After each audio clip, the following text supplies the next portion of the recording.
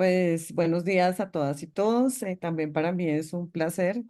Yo adoro mi academia. Yo todavía le sigo diciendo la Academia Superior de Artes de Bogotá.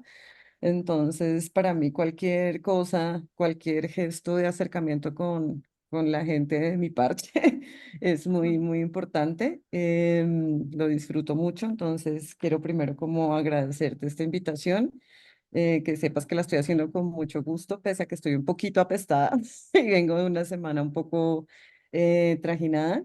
Y bueno, como para ya, digamos, adentrarnos un poco como en las preguntas que me estás haciendo, pues yo inicialmente quería ser geóloga, eso no se me dio.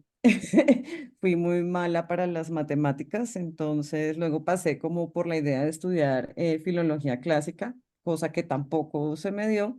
Entonces, en el año, eso tal vez fue como 96, 97, empecé a estudiar licenciatura en educación para la infancia en la Distrital, en la sede de La Macarena, pero con miras un poco como a pasarme a buscar como un cambio entre la Distrital y la SAP, que en ese momento, digamos, como que no eran, o sea, había como un convenio, pero no era propiamente como la Facultad de Artes de la Distrital.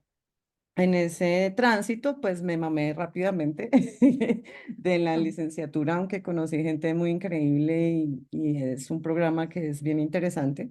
Y por mi lado, por mi cuenta, me presenté a la SAP, un poco en contracorriente como a lo que querían mis padres, porque para ellos estudiar artes significaba que me iba a volver como una vagabunda, drogadicta o de que iba a vivir. Tenían como muchas dudas y pues yo provengo de una familia pues relativamente humilde, donde pues pensar en estudiar artes no era como una opción, era más bien como estudiar contaduría o medicina o ingeniería o alguna de las carreras, digamos, que diera como la, como algo para vivir. Yo recuerdo mucho, pues yo nací y crecí acá en el centro, en la Candelaria, y recuerdo mucho la primera vez que entré a la Academia Superior de Artes de Bogotá. Para mí eso era como un sueño en pleno San Victorino, encontrar un espacio primero como con esa arquitectura, era como muy alucinante.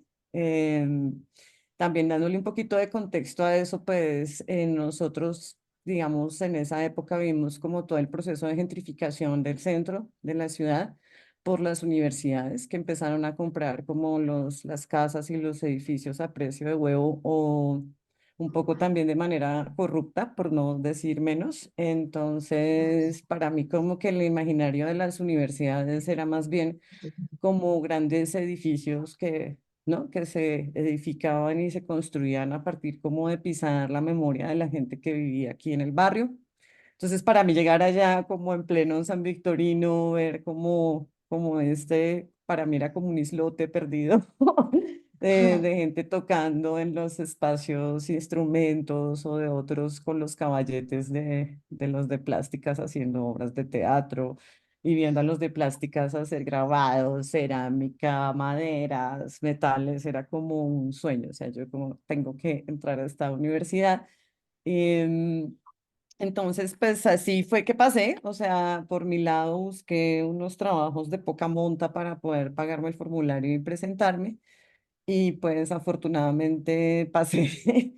Y nada, desde ese primer día, digo yo, incluso antes de ser estudiante, yo ya estaba enamorada como de las apps, sentía que era como el lugar en donde yo podía pertenecer y la gente también de mi clase podría pertenecer, o sea, como yo sé que suena un poco extraño, pero pues yo no me veía en otra universidad, tal vez tal vez en la nacional, pero la sentía como muy lejana y muy endiosada, como que sentía que mis recorridos, por lo menos los fines de semana, haciendo mercado con mi papá en la 11, que en esa época era por allá abajo, en la 11, el antiguo cartucho donde se hacía el mercado, era como para mí era como un recorrido muy usual, entonces pues por ahí empezó todo, ya dentro de la universidad. Pues fue un momento creo que también muy importante, creería yo, ahora viéndolo con la distancia, porque en ese momento eso era parte del Instituto Distrital de Cultura y Turismo.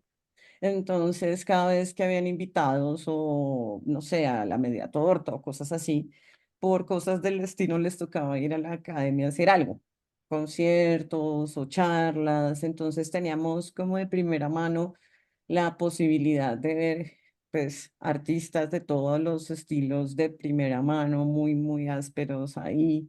Era como un colegaje muy, muy importante, creo yo. Y también en esa misma generación en la que yo estuve, pues tuve la oportunidad de tener profesores que, aunque no fueran egresados de artes, pues podían dictar en ese momento, ¿no? Que en esa época no eran, digamos, como tan estrictas las cosas con como en términos como de que tienes que tener una maestría o que debes haber estudiado en X o Y lado o hablar no sé cuántos idiomas, sino que aquí era más en ese momento por lo del convenio que te estaba comentando, como un espacio bien, bien especial. Tuve, por ejemplo, de maestro a José Alejandro Restrepo en video, tuve a Guillermo Santos en fotografía, a Santiago Echeverry también en video, que ahora es un gran amigo. Y bueno, la lista puede ser ahí larguísima, ¿no? Como que estaban los profesores, digamos, de planta de toda la vida, pero también se encontraba uno de vez en cuando, ¿no? Como con estas personas que creo fueron muy importantes como para el panorama que uno pues a esa edad, medio adolescente, medio loco, podía como, como abrirse, ¿no? Le tengo muy, muy, muy gratos recuerdos, de hecho, incluso más que artísticos, como de la vida misma. Para mí el mejor momento de mi vida fue efectivamente el pregrado y era por cosas como muy vitales, como de, no sé, compartir una empanada china que nos costaba como 500 pesos y hacíamos vaca entre todos porque pues no teníamos dinero. En esa época tampoco había como comedores comunitarios ni nada de eso, o sea, nos tocaba a nosotros resolver de alguna forma con lo que teníamos ahí.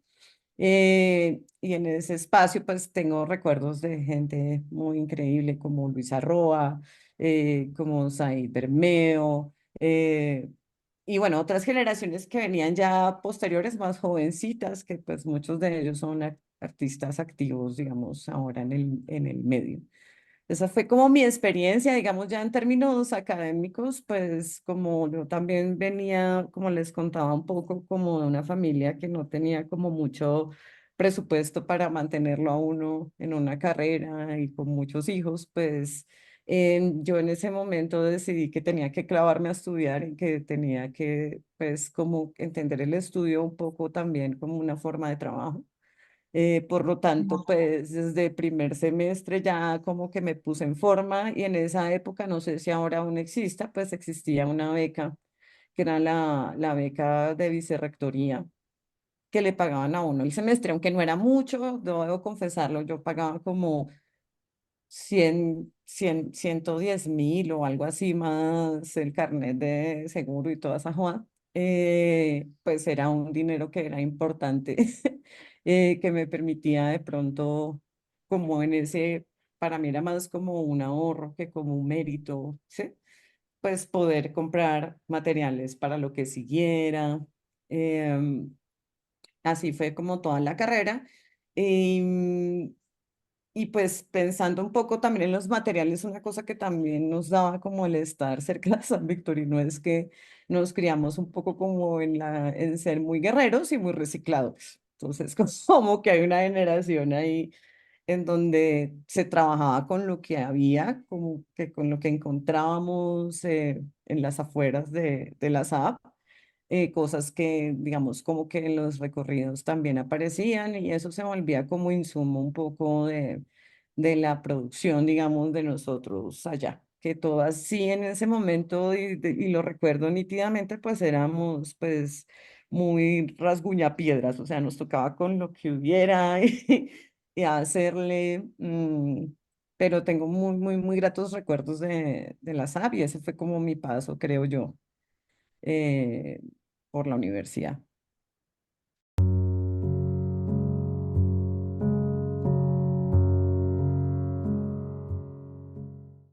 Em, yo la tengo como dividida. Yo pues hago varias cosas, en ninguna me siento como la más pro. Siempre siento que tengo como una pata en un lado y en el otro. La pintura, cuando yo estaba en la SAP precisamente, yo era muy buena colorista. pues, o sea, el color me salía muy bien, pero era pésima, pésima dibujante con las proporciones, todo era un desastre. Y recuerdo que en una clase de pintura, un profesor, yo estoy ahí tengo como un hueco, un vacío, no sé si fue Fernando Escobar o si fue Giraldo, que eran como los profesores que tuve en ese, como en ese clic, en ese momento. Me dijeron que alguno de ellos dos, estoy entre esos dos, como que yo era una gran colorista y una, pues, como una pésima con la forma. Em, entonces, alguno de ellos me dijo, oiga, pero pues, ¿por qué no prueba a pintar con negros cromáticos? Que realmente es eso, ¿no? Negros cromáticos, o sea, producir uno los propios negros a partir de mezclas de sienas, de, sí, como de tostados, de metales y eso, un poco para que el color no me distrajera y poderme como adentrar en la forma. Digamos que ahí fue como en la pintura, por lo menos en mi caso, ese momento como de corte, tal vez, de que me llevó como a esa, entre comillas, monocromía. Me parecía mágico también como poder producir eh, escalas de blancos, negros y grises también por formación y por mi herencia, digamos, con el lenguaje fotográfico en el que me hacía sentir como que, pues además de concentrarme en tratar de que la proporción me quedara relativamente decente, pues también concentrarme en esa sintetización, digamos, del espectro cromático, que pues también se daba en la fotografía en blanco y negro. Entonces, eso fue como en la SAP, en pintura específicamente, en donde yo como que empecé a probar eso y dejé el color por lo menos hasta ahora, para siempre en términos de lo pictórico, ¿no? Como que ni siquiera ahora tenía Marcos Roda también de profesor adorado, gran acuarelista, yo era en eso un desastre también. Y hace como tal vez 2, 3 años, por cosas del destino, no podía comprar óleos, no tenía a la mano cómo, pero estaba que me pintaba, entonces me tocó comprarme un kit de acuarelas. Y me acordé mucho de él. Sí, y yo como, bueno, no le voy a hacer honor. Y resulté no tan mala para la acuarela, pero sí toda siempre trabajada en monocromía. Pues ahí sí ya con lo que viene, digamos, preparado. Ya en el cine, en el cine experimental, en el video, ya soy otro cuento. Ahí sí como que he disfrutado mucho trabajar el color o el proceso de colorización en postproducción, lo mismo que me sucede cuando hago fotografía digital, como que siento que en esos dos lenguajes disfruto muchísimo esa frustración que tuve en la pintura específicamente, como que aquí sí en esos dos me regodeo un montón en crear como lookup tables o tratar de llegar a una similitud de color, pensar incluso en la dirección de fotografía desde el momento de la captura de la imagen para ver qué se puede hacer, digamos, en postproducción y ahí ya me siento un poquito como más postfotográfica, si se pudiera decir eso de alguna manera.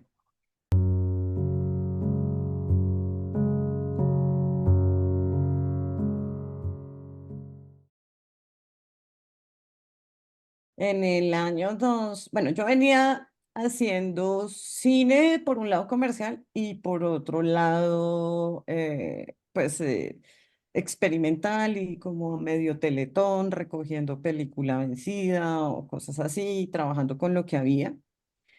Y en la fotografía me pasaba lo mismo, como en la fotografía análoga yo sentía que eso era como una fe ciega, o sea, como que uno cogía, tomaba alguna fotografía, una imagen o algo así, y uno llegaba al laboratorio y podía que eso no, o sea, como que uno se iba con toda la fe y la alegría y el entusiasmo de que tal vez eso estaba ahí, pero pues igual era una imagen que es como, pues, y lo es, ¿no? Como muy de latencia, como que es un cuerpo que está vivo, pero es la muerte misma de la imagen. Y bueno, yo tenía un montón de carretas de Roland Barthes, de Philippe Dubois, o sea, como que siempre me interesó mucho la teoría de la imagen y también la filosofía.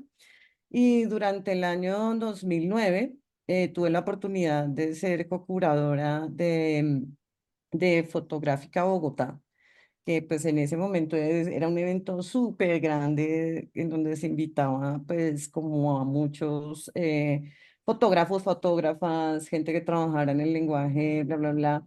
Y pude pues en ese momento darme ahí y lo digo muy vulgarmente, un gran pajazo mental y traerme como a todo lo que a mí me gustaba en ese momento, ¿no? Hellvine, cosas de Weekend, cosas de Nan Goldin, de Cindy Sherman, de Chuck Close. Bueno, eso ahí hay como un momento, digamos, como bien importante de Mapplethorpe, bueno, como de traer o la posibilidad de traer con este equipo de gente de Fotográfica Bogotá cosas bien, bien interesantes.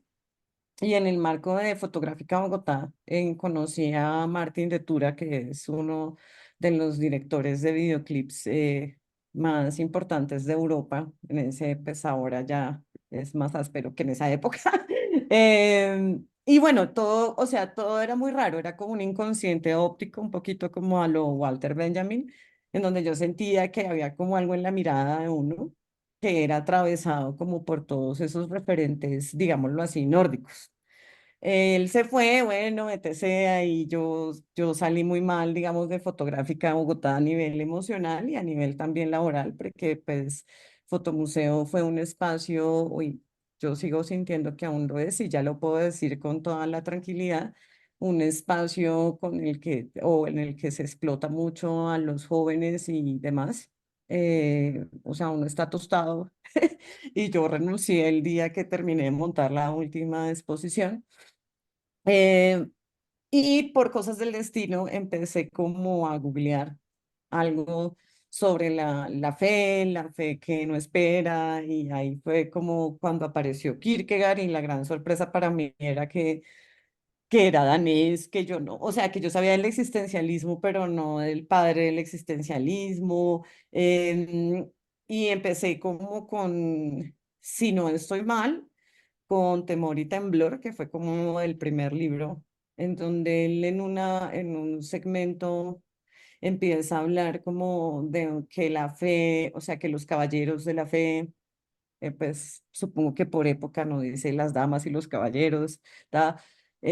Son como una suerte de bailarines que se lanzan a ese vacío y caen como sea, que los poetas son los que contemplan, que bueno, yo lo estoy resumiendo muy macheteramente, pero están también los héroes trágicos, ¿no? Que son los que dan todo y al final quedan como en un estado irónico, etc, etc, etc. Y hablaba eso de la fe ciega, de la fe que no espera, y esto para mí fue como, ya, esto tiene mucho que ver con todo eso que yo venía pensando sobre los soportes con los que yo trabajaba, pero incluso con el acto, digamos, de fe de poder encontrarse, conocer a esas personas que uno había conocido como en libros, ¿sí? De hecho, a veces como con imágenes de internet súper precarias y uno como, no, soy fan de esto también por la música que uno escuchaba, etc. Entonces sentí que ahí había como una conexión y desde ahí Kierkegaard se me volvió como un caballito de batalla, pero no el único. Em, Sí, siento que pues obviamente durante ese momento, de hecho yo estaba haciendo una serie curada por Santiago Rueda en la Alianza Francesa, que en esa época tenían una cosa que se llamaba el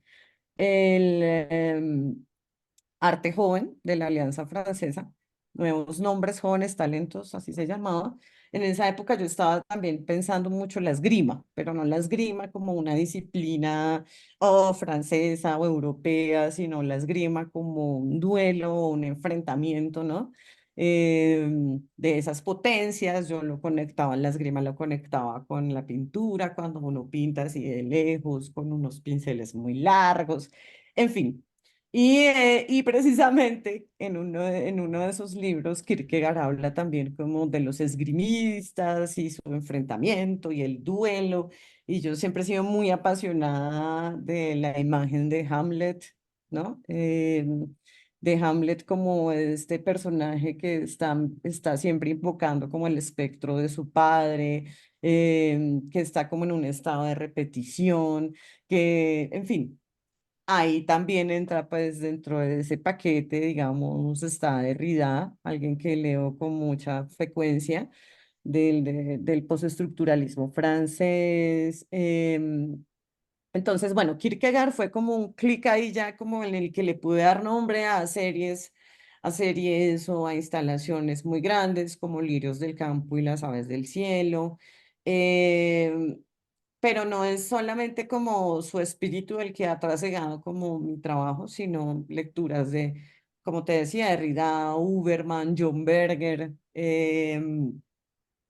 Levinas, como que toda esa onda, digamos, filosófica que pues en mi caso ha sido como muy fuerte y muy importante. Pero él es el que siempre va a estar ahí, él es mi amor adorado. A él lo he buscado, o sea, he ahorrado dinero, me he metido en deudas, o sea, he buscado como su espectro, me puse yo en modo medio Hamlet. Y pues así es que he podido como incluso ir alguna vez para, antes cuando me presenté al Arte Cámara, pues me metí en un deudonón y me fui a buscar la piedra en donde él se sentaba y ahí la encontré y eso fue como un gran acontecimiento, por lo menos para mí como persona, como artista, como ser humano. Y siento que eso sí fue fundamental y es que con el acercamiento, conocimiento, obsesión con Kierkegaard, me he dado cuenta que o por lo menos como que para mí el espíritu artístico no se puede separar de la vida. Es como una cosa que yo ya no puedo separar, como que va eso juntito. Antes uno sí lo separaba, pero yo ya ahora creo que me cuesta muchísimo trabajo.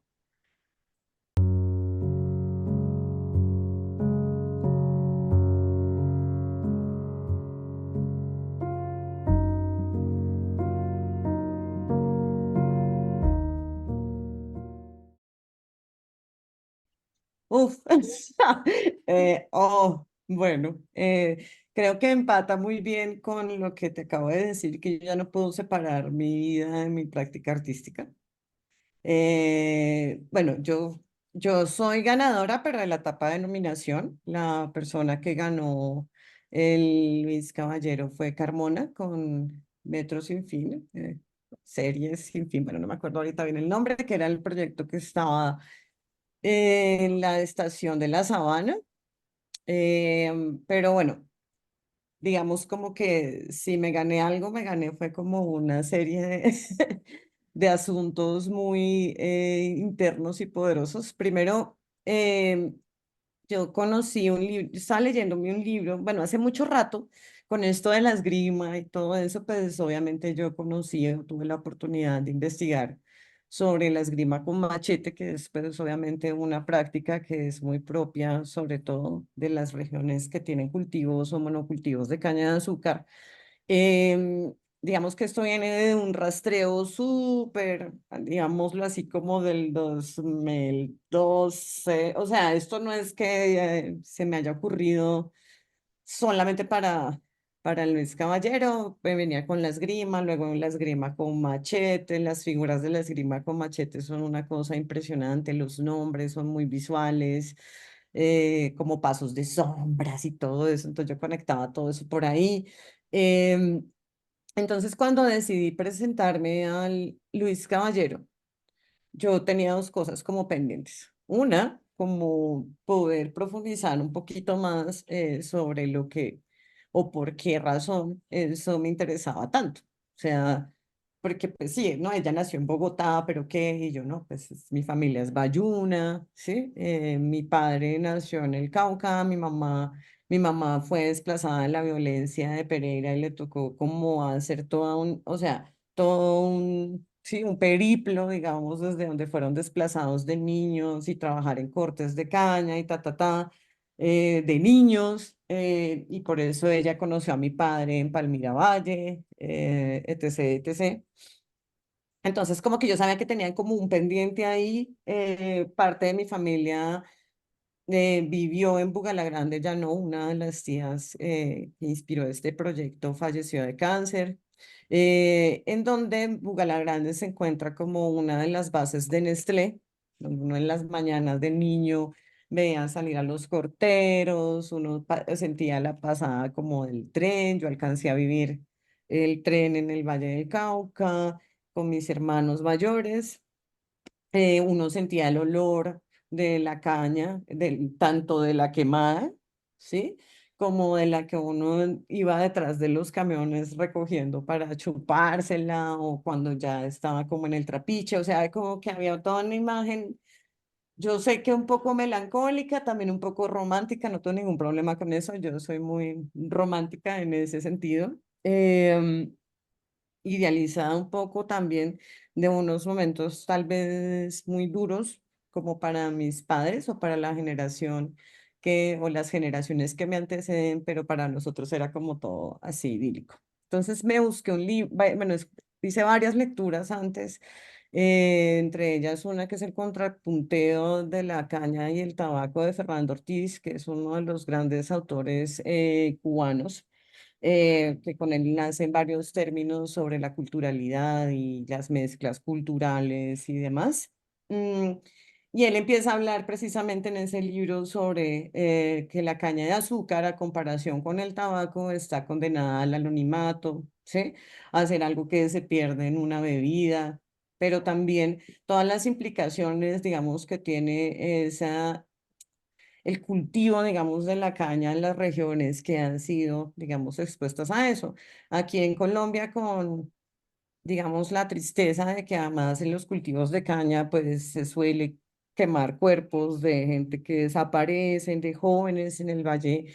Hubo una época que era muy común que en donde habían las quemas de caña se desaparecieran, ¿no?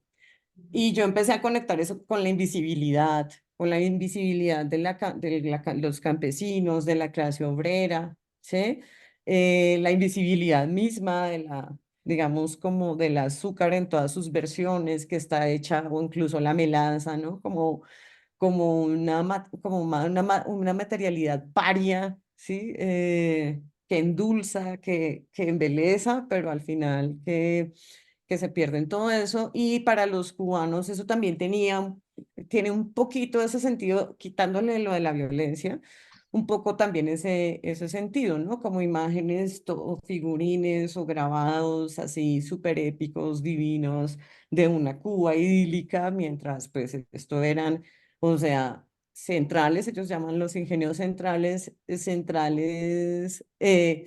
con esclavismo, o sea, toda la historia de los esclavos que se gesta allá, luego cuando entra, digamos, el mercado, ya posteriormente a la liberación de los esclavos, el mercado de los españoles y posteriormente la de los norteamericanos, y cómo ha sido, o sea, cómo es que ese tipo de consumo de mercado, ¿sí? Es casi que como un fetiche del diablo, ¿no? Y tiene una cosa ahí toda oscura, toda fuerte. Digamos que por ahí empezó, mira, apenas te estoy contando como que por ahí empezó y una cosa que me sucedió a mí es que yo no había querido ir a la Galería Santa Fe, pues por todo mi raye con mi barrio. Para mí era muy fuerte como, pues yo estudié ahí en ese colegio en La Concordia, que ahora es medio francés, igual sigue siendo para gente pues, de clase, sí, de estratos bajos y todo eso, pero para mí toda esa reconstrucción fue como una hipsterada, y yo, bueno, pues si me preguntan, porque eso se lo preguntan a uno en esas convocatorias, ¿cuál es la razón por la que se va a meter aquí? Pues para mí era esa, o sea, yo no encontraba otra razón, como bueno, reconciliarme con un espacio en donde crecí, donde yo estuve, donde me gradué de ese colegio, ¿sí? En donde tuve que presenciar cómo de alguna manera sacaron también a la gente que era la típica de la plaza de mercado, ¿sí? En donde teníamos nuestros pequeños conflictos internos entre los punqueros y los ñeros del barrio, que eso también pasó, digamos, ahí en el marco de esa plaza de la Galería Santa Fe. Entonces, como que Eso es como lo primero, si me estás preguntando y trato de aterrizar un poco la cosa, fueron como las dos, tres primeras cosas que tuve en cuenta, como por qué lo estoy haciendo, qué relación va a tener esto que ver, pues primero con mi familia, con una historia, con un pendiente que tenía ahí, ¿sí? Y con un pendiente que se podría, digamos, expandir hacia otros lugares, que eso pues es una cosa que uno tiene que tener muy en cuenta en el momento de armar una propuesta, o sea, no se puede llegar a sentar en un Word sin haber hecho, en mi caso, eso es muy personal, sin haber hecho como unas lecturas antes, sin entender o tratarme de responder unas preguntas, de tener como una suerte de hipótesis de cómo se va a poder conectar una cosa con la otra. Y mi padre falleció, pues ya van a ser 5 años, pero pues para mí eso es como si fuera ayer. Y mi padre fue como la persona que me enseñó a mi fotografía. Y para mí en estos momentos me está costando muchísimo trabajo hacer fotografía, como el acto fotográfico entendido, pues como empuñar la cámara y toda esa cosa. Em, y ahí fue donde como que yo, bueno, ya que todo esto es la vida revuelta con todo, con el duelo y todo, pues entonces invito a Costa Chanacas a ser parte también de este proyecto. Yo a él lo conocí en el año 2017, 18 tal vez. En ese momento él no estaba haciendo fotografía, pero empezamos a viajar mucho juntos, cuando muere mi padre, nosotros decidimos tener como una relación estable, a la distancia además, o sea, él viviendo muy lejos y yo acá, pero él ya había, o sea, como que a partir de conocernos, él volvió de alguna forma a la fotografía. Y en esto sí es una cosa muy emocional que no hablé mucho durante Luis Caballero, pero para mí era como si él fuera como un poco la presencia de mi padre, como que por cosas de la vida, el destino y todo, él empezó a hacer fotos y las hace muy chéveres, y yo estaba como sintiéndome súper incapaz del acto fotográfico, así de fotografía y lo haya hecho durante mucho tiempo y por eso hay como esta colaboración como de soltar esa imagen que a mí ahorita, como insisto, me cuesta un montón y en donde me siento más cómoda como trabajando el video, trabajando las puestas en escena, trabajando en la pintura y revisitando archivos fotográficos que fueron hechos por mí. Por ejemplo, había una partecita muy pequeña que era como el bohío, que lo llamaba yo así porque el bohío era como el parche de niños allá en Bugala Grande. Ese bollo para mí fue como las fotos de mi tía cuando hacía las arepas, que esas las tomé yo, en análogo, mi abuelita, los esgrimistas con machete del Cauca, muy pequeñito, muy sutil, los que recogen piedras en el río, que pues eso lo hizo mi hermano y mi primo durante mucho tiempo, que eso es un trabajo también redenso. Y así fue como empecé a no dentro de esta parte de Cuba, que ahí era donde yo quería como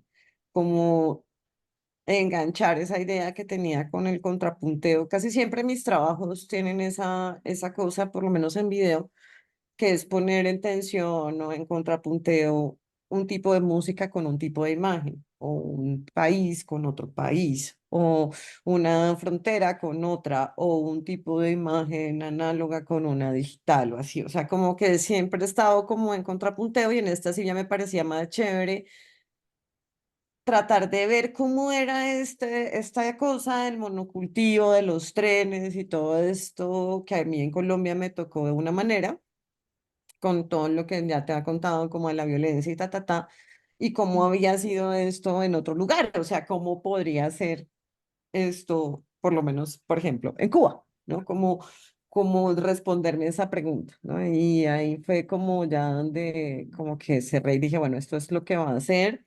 Desde el principio también tenía como muy claro que quería hacer una puesta, o sea, trabajar de nuevo con mi escenógrafo cuando, pues, trabajo en cine, pues siempre trabajo con un gran escenógrafo que se llama Alberto Rodríguez, quería volver a trabajar con él y quería hacerme un vagón de tren súper fake, pero que uno lo viera, o sea, como que uno lo viera y no sintiera que fuera falso, un poco como jugarle a voltear digámoslo así, como a voltearle la tapa a la olla del cine, porque en el cine uno siempre hace esto pues para que no sea visible y a mí lo que me interesaba era como que se visibilizara un poco todo ese nivel de detalle, de trabajo que es tan impresionante de la escenografía. Un poco conectándolo también con eso que te decía al principio de lo visible y lo no visible, o la invisibilidad de la clase obrera, o la invisibilidad de los figurantes y los extras en el cine.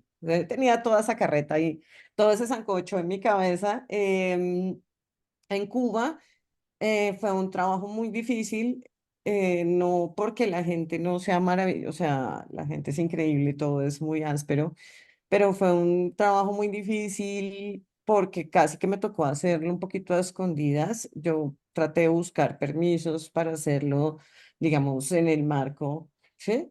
De las cooperativas y todo esto que se mueve allá, pero fue súper imposible. Las asociaciones de caña, todo eso, o sea, llegar a ellos es muy complicado. Y yo tampoco quería que se volviera como una propaganda, ni de lo uno ni de lo otro. O sea, no quería ni que fuera como anti-régimen, ni tampoco pues pro-régimen. Entonces fue muy complicado, sin embargo, conocí por Facebook, o sea, ríanse, por Facebook, un grupo que se llama Ingenios y Cafetales de Cuba, en donde pues me puse en contacto con ellos y ellos fueron las personas que me ayudaron como a hacer todo el recorrido.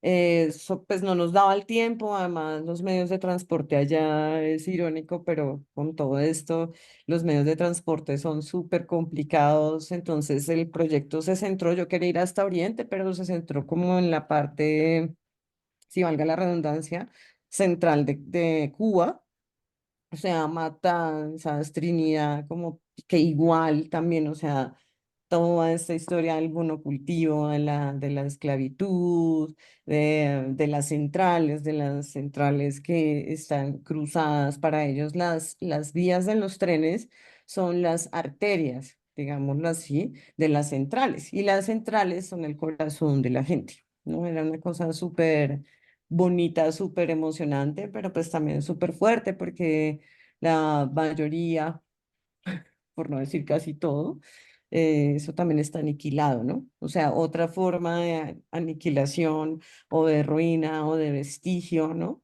De una memoria de una gente que en el caso de ellos les daba como sentido, ¿no? Como al espíritu de su pueblo. Entonces uno llegaba a sus pueblitos y eran desolados. O sea, todo lo que estaba alrededor de la central o del ingenio, como se llaman aquí, desolados. Y yo, por otro lado, aquí en Colombia lo que me ha pasado es que cuando yo voy a un ingenio, lo primero que hacen es cerrarme la puerta, no dejar ver nada. Ellos saben que están haciendo algo que no está bien. Entonces, aquí en Colombia era como la invisibilidad de la metaindustria del monocultivo que no deja que tú grabes nada, que tú no puedes entrar, ¿sí? Y allá era todo lo opuesto, como no puedes, pero no puedes es porque ya está la ruina, ya esto se acabó, ¿sí?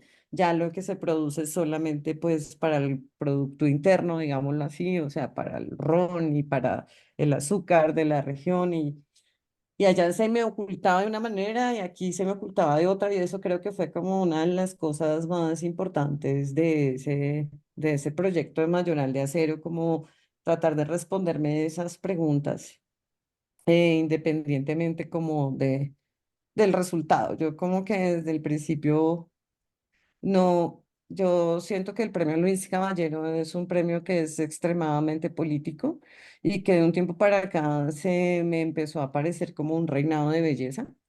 Es como la virreina, la princesa, la no sé qué. Y yo ya, digamos, y en esto sí debo ser muy honesta, cuando yo ya entré, digamos, como al proceso de montaje, digámoslo así, de producción, yo ya me sentía muy desencantada y sentía que es como un premio que los medios, el circuito, ¿sí? Nosotros los mismos artistas, lo hemos puesto en un lugar y realmente fue una precarización del trabajo de nosotros, por lo menos los artistas, o sea, fue muy duro, muy poco dinero para una cosa que el mismo distrito plantea en una súper gran envergadura. ¿no? O sea, te exigen de entrada que sea una obra grande, un proyecto gigante para hacer, digamos, con esas bolsas de trabajo producido. Entonces yo ya venía como muy decepcionada y a nivel emocional para mí sí fue muy fuerte, digamos, por las historias de mi familia o lo que se vivió en Cuba y demás, sino también como darme cuenta que el título de la obra finalmente era lo que estábamos encarnando nosotros como equipo, ¿no? Un gran capataz de acero, porque pues eso es lo que significa mayoral de acero, ¿no? Estos grandes capataces que te vigilan y qué tal, ¿sí? Y el destajo, que es una forma de trabajo por producto, ¿no? Como que yo sentí, después de eso yo molestaba con el equipo técnico que fue increíble, adoro a toda la gente de la Galería de Santa Fe, todo ese parche es brutal, ¿no? O sea, esto no es contra o personal, digamos, contra ellos, pero sí contra toda esa figura que han construido. O sea, termina uno siendo víctima de ese propio, ¿no? Y de esos inventos o de esas ideas que uno tiene sobre este tipo de proyectos. Siempre igual, yo me presento a las cosas es porque veo como que hay un recurso que pues si no fuera de esa manera yo no lo podría hacer, pero pues realmente sí siento que espero que con esta nueva versión que ya cambió un poco la cosa, yo creo que también porque ya nos han escuchado en los informes y todo, ya cambia la cosa para las generaciones venideras. em, Siento que pues sí hay como una idea un poco, espero, como insisto, que cambie, pero un poco loca sobre lo que ellos o esos grandes mayorales de acero esperan de nosotros, de ese Luis Caballero.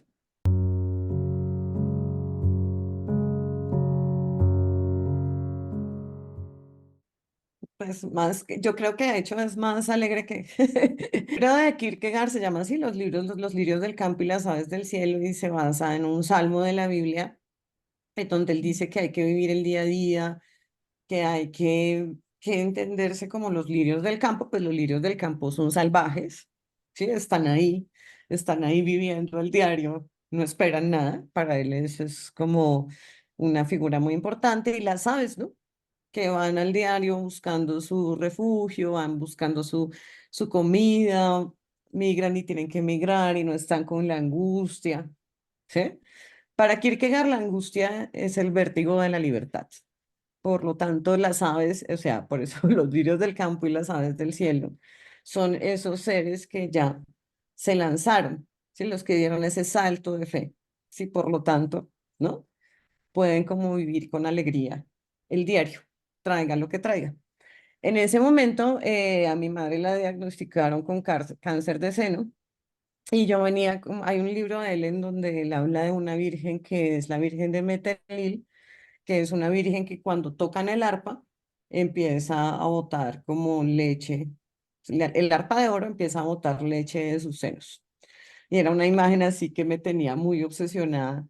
Y yo también pues y trabajé mucho tiempo con cosas de los llanos orientales, tenía familia en Monterrey, Casanare, mi hermana hizo su rural de medicina allá, con historias con los paramilitares, con la guerrilla, o sea, el Triángulo de las Bermudas, los llanos orientales. Entonces, como que siempre para mí la música llanera ha sido, de hecho, el verdadero punk gótico, digamos, de nuestra música colombiana.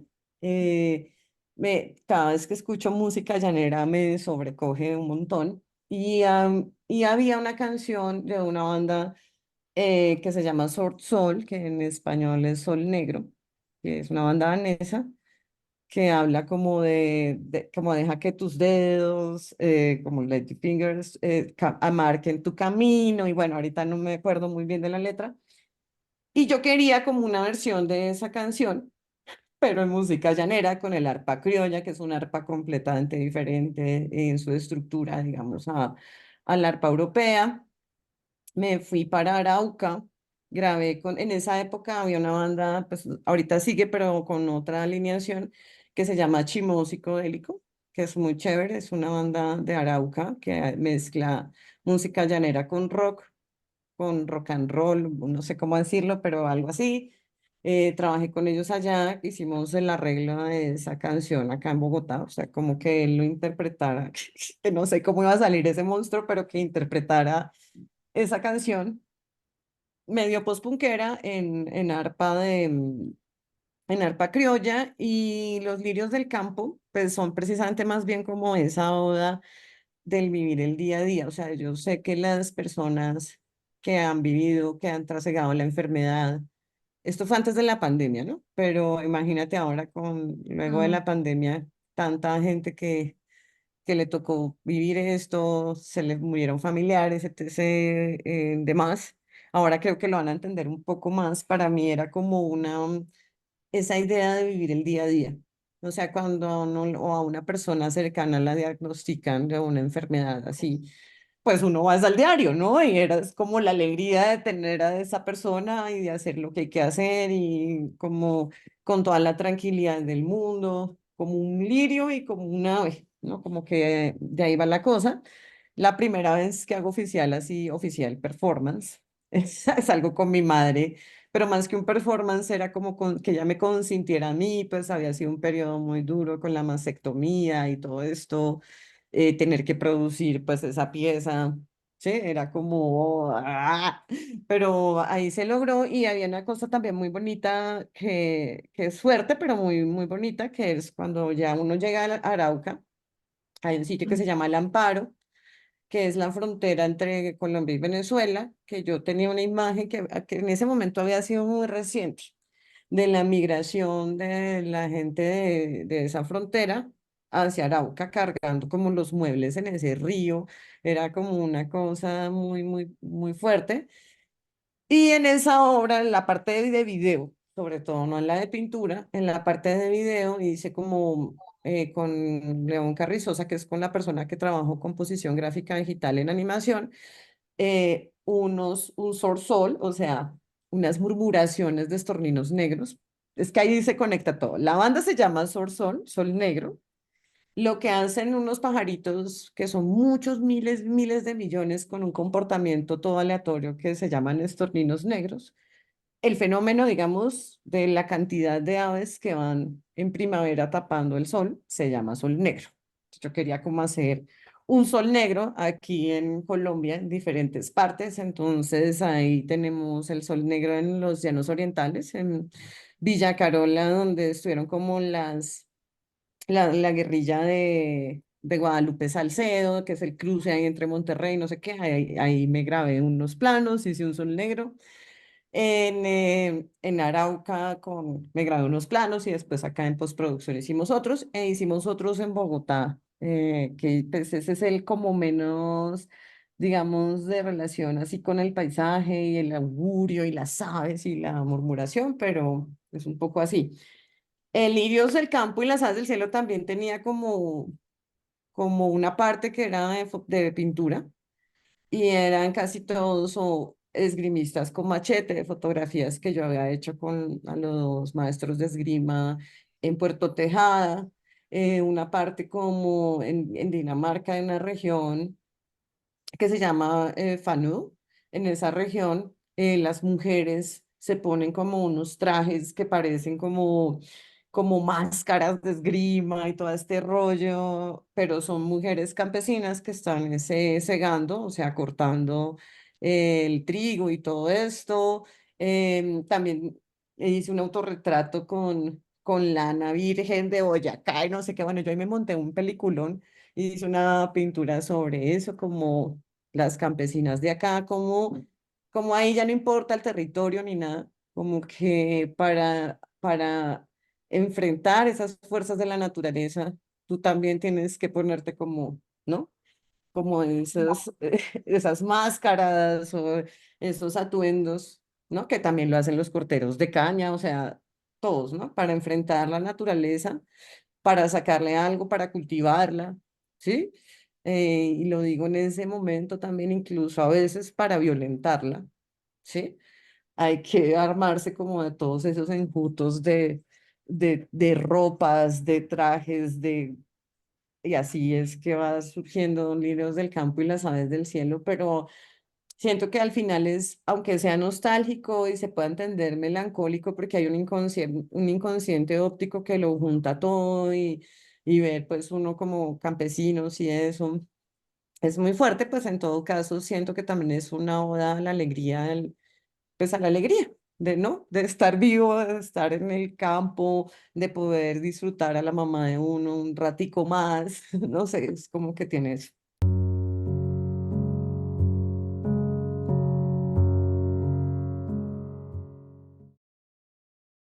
Pues yo no uso guión.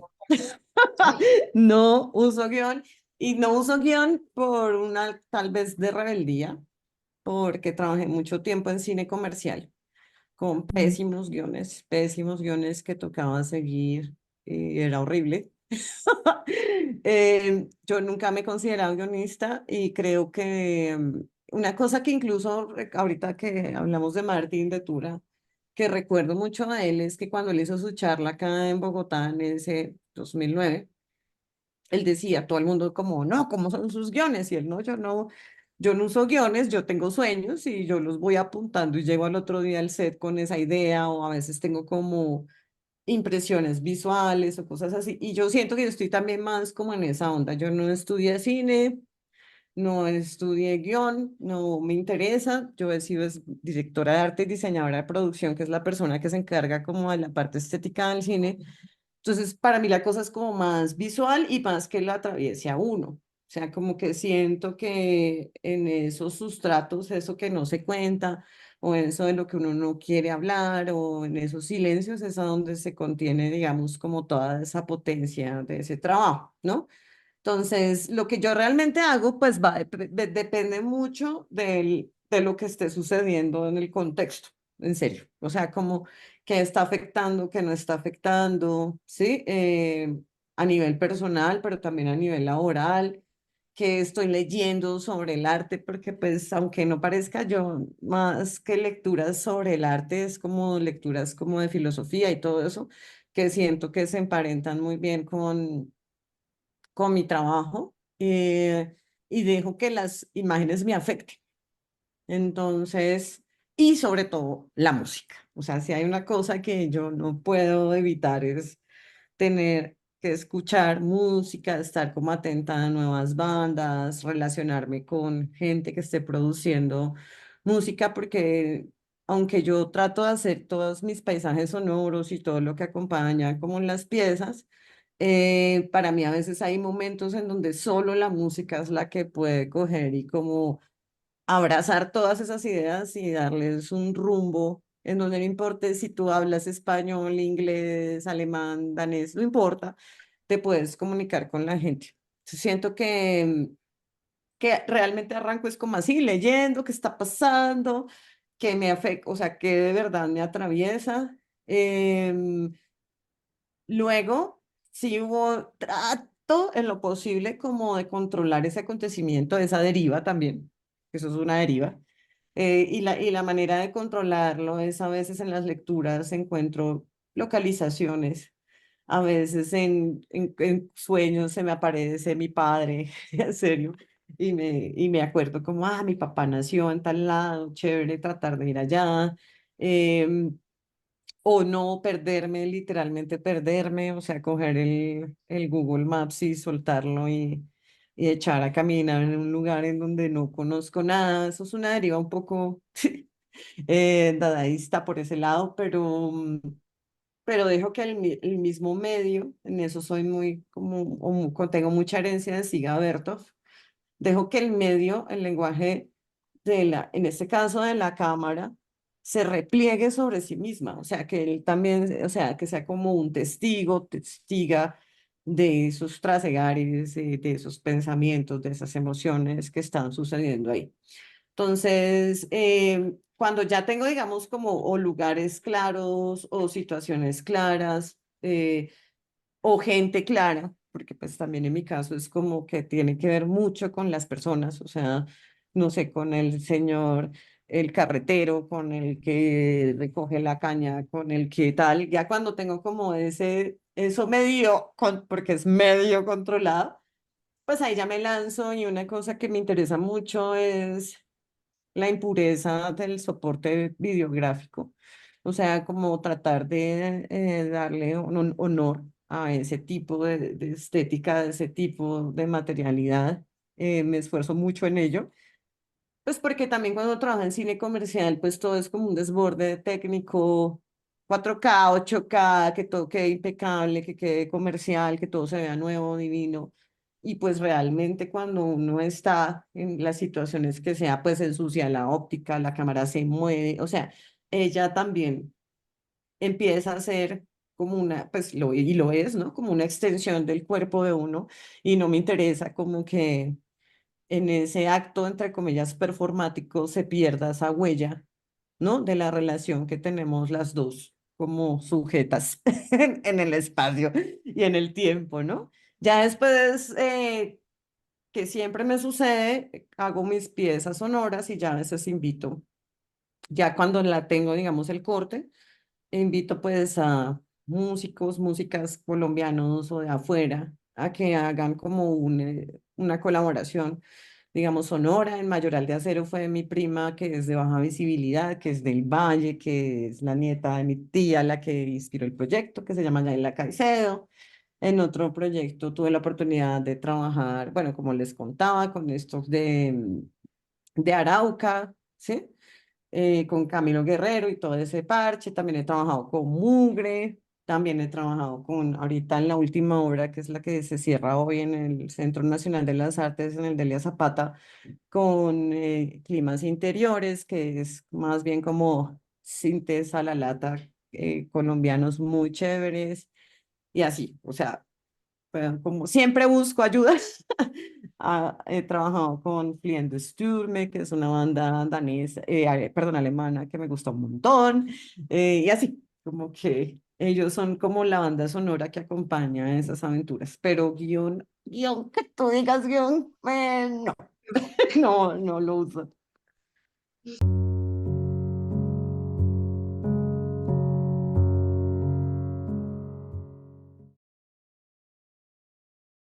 Ah, no, bueno, yo soy medio Sheldon Cooper de Big Bang Theory.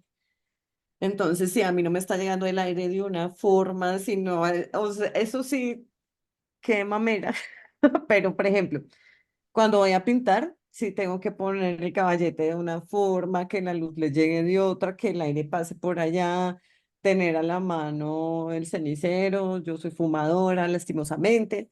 Entonces, tener como yo necesito, como que en la antesala, por ejemplo, en la pintura, para mí es como muy cercana a tener todos los ingredientes de la cocina. Entonces me toca ponerlos así impecables, organizaditos, tener la trementina, las guarradas, bueno, lo que vaya a utilizar, los aceites que tenga atrás, porque además yo pues pinto es al óleo. Cuando pinto es al óleo, que es muy diferente al acrílico, en mi parecer, y el acuarela es como igual, como que lo que pasa es que la acuarela es más portátil, entonces se deja como que uno se acomode, pero soy un poco psicorrígida con eso. En edición, depende del proyecto, a veces igual, necesito que el aire entre de una manera, de otra, y además yo tengo computadores muy viejos, que de cariño con mis amigos le decimos el puesto de arepas, porque me toca ponerle como muchos ventiladores para que no se calienten cuando entramos a, esto también es un término que uso un montón, Renderland, o sea, la tierra del render, que eso es como otro mundo aparte. Cuando entro a Renderland, tengo que tener todo súper organizado. Es decir, como en qué disco está qué, cómo voy a gestionar esta información.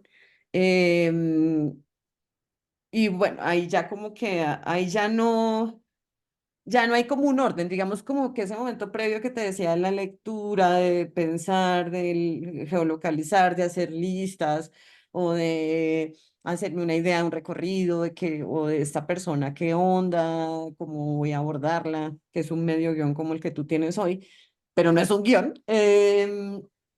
Ya ahí sí como que cuando ya entro a esa plataforma de edición, soy más bien súper relajada, como que dejo que entren los espectros y que hagan lo que tengan que hacer.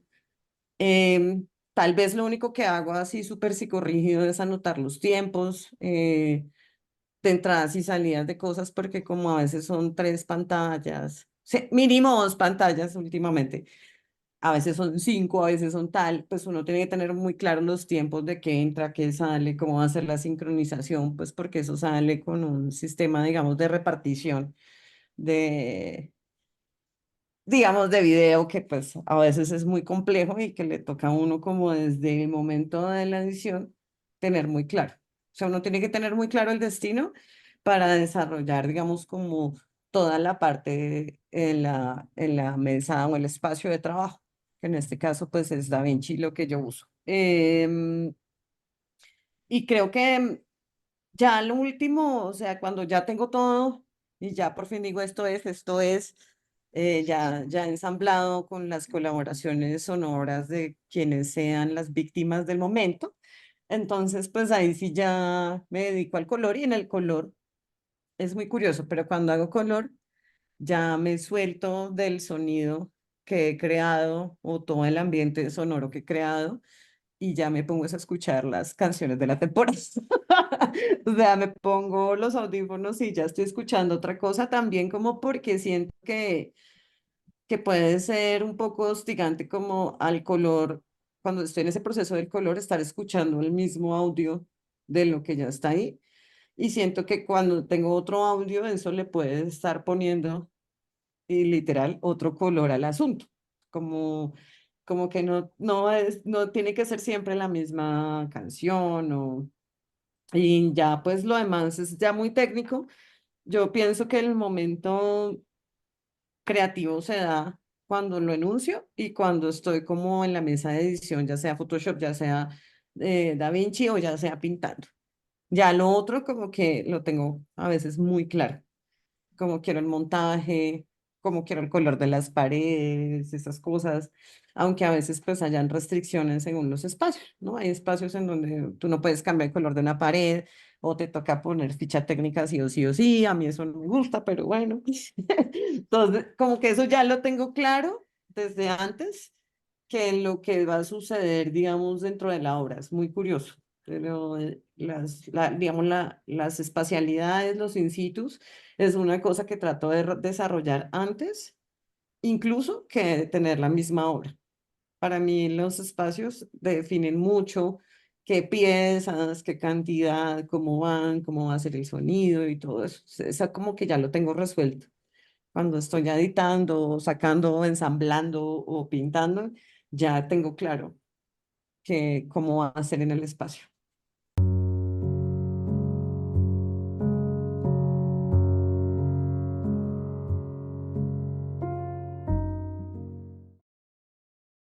Uno, que su obra es sagrada, o sea, que el trabajo de uno, la obra de uno es sagrada, que uno no, o yo soy muy así, no, como decía Roy Draco Rosa, Roy Draco Rosa, como no venderle el alma a un museo.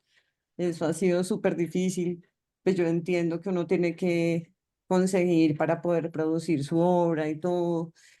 No es fácil, pero la obra es sagrada, o sea, nadie se la puede tocar a uno. Así sea arte cámara, así sea Arbo, así sea, no sé, la galería que les ofrece como es su obra y hay que luchar por ella, es como un hijo de uno, entonces yo personalmente he tratado, me he esforzado un montón como para tenerla en ese lugar sagrado y que si me toca comer zapato en otras cosas como cine, como dictar clases, a veces que es tan duro, o hacer lo que sea, pues que ese dinero pues se vea eventualmente reflejado en una que otra pieza. Dos, como no autosabotearse. Yo creo que eso es de las cosas más difíciles que hay. Yo también tengo mis vocecitas autosaboteadoras. Tengo todavía una voz de la SAP que me dice por detrás está chueco, no le está quedando bien esa pintura. Y es un demonio que no he podido, digamos, aún aniquilar, pero pues cada vez les presto menos atención. O sea, el autosabotaje es de las cosas más difíciles. O sea, no tratar pues nada. O sea, es preferible sacarlo y sacarlo con lo que uno tenga a no sacar nada y siempre estar diciendo, no, es que no tengo tal cosa, tal otra. Ahí viene mi tercera como consejo es, lo importante no es la flecha, sino el indio. Amo ese y no me importa. Y es como, miren, no importa si es con un celular, no importa si es con thinner que les toca lavar los pinceles, no importa, ¿sí? Lo importante es quién es usted, quién es ese indio, india que está ahí detrás y yo soy muy fiel a eso y cada vez más. O sea, cada vez me... Chévere si algún día uno tiene los instrumentos y qué maravilla y wow, me voy con el camión de Congo y me voy a rodar con todos los juguetes, fantástico, ¿no? Pero también es como creer mucho en lo que uno está haciendo, tanto que no importe si pintan con saliva, o sea, es lo que uno quiere decir. Por eso ese dicho de lo importante no es la flecha, sino el indio. Eh, el cuarto es difícil, bueno, todos están difíciles, pero el cuarto es de los más difíciles y es no dejarse precarizar. Eh, y es difícil porque pues yo también lo he vivido hasta el sol de hoy. O sea, con 45 años yo aún sigo viviendo pues precarizada. No sé si es por culpa mía o qué, pero es que como no me quise o no me interesa el lobby ni nada de esas cosas del mundo del arte, he sido muy apática, eso, a veces muy cerrada. Entonces, seguramente por eso aún estoy precarizada, pero tratar en lo posible de no autoprecarizarse, o sea, ya de por sí todas esas instituciones joden y lo van a uno, pues, toca mirar a ver cómo hacemos. eh, ¿Cómo hacemos? Pues para que por lo menos, no sé, si uno está recién egresado, de verdad le paguen a uno lo que corresponde por ir a hacer una mediación o algo así. En mi época, pues uno se regalaba y era como muy fuerte porque no teníamos ni para comer, mucho menos para llegar a un sitio, pero pues por pertenecer al mundo del arte, entonces uno se ponía, digamos, en esas situaciones, ¿no? Que pues no sé, es difícil, pero ¿cómo hacemos para no precarizarnos? Creo que es una cosa que tenemos que construir entre todas y todos a ver qué onda, pero, y nada, pues darle con todo el amor, o sea, yo sí siento que si uno en el arte no es apasionado y lleno de amor por lo que está haciendo, ese amor que a veces también es odio, yo tengo días de odio, aunque no lo crean, em, entonces uno no está haciendo nada, ¿no? Si uno lo está haciendo como para figurar o para que lo conozcan y eso, pues en mi mundo por ahí no es. Pero pues hay gente que le ha funcionado, ¿no? Hay gente que le funciona hacer comercial y todo eso, pues a mí no, no tanto. Pero creo que son mis consejos, no sé, que amen lo que están haciendo, porque pues uno se metió en esto solito.